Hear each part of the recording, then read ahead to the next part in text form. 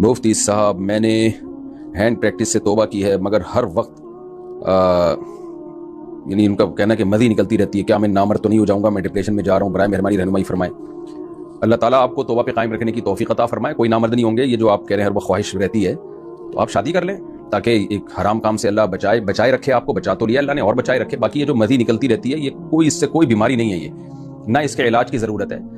नबी सल्लल्लाहु अलैहि वसल्लम ने पानी से अपने उज़ुव को धोने का हुक्म दिया है जब मज़ी निकल जाए। उसका फ़ायदा ये होता है कि ठंडक पैदा हो जाती है तो वो निकलना बंद हो जाती है, लेकिन इससे कोई बीमारी नहीं होती, कोई कमज़ोरी नहीं होती। टॉपिक तो ये मेडिकल साइंस का है, मेरा टॉपिक नहीं है, लेकिन मैं एक तो कॉमन बातें होती हैं कुछ मेडिकल साइंस की जिसमें किसी डॉक्टर को कोई इख्तलाफ नहीं होगा।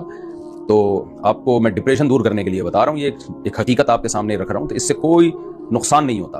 तो हल यही है कि आप जल्द से जल्द निकाह कर लें। बाकी अगर ये जो है वो तरी निकल रही है आपके जिस्म से, तो उससे नुकसान कुछ नहीं होता, कोई सेहत ख़राब नहीं होती इससे।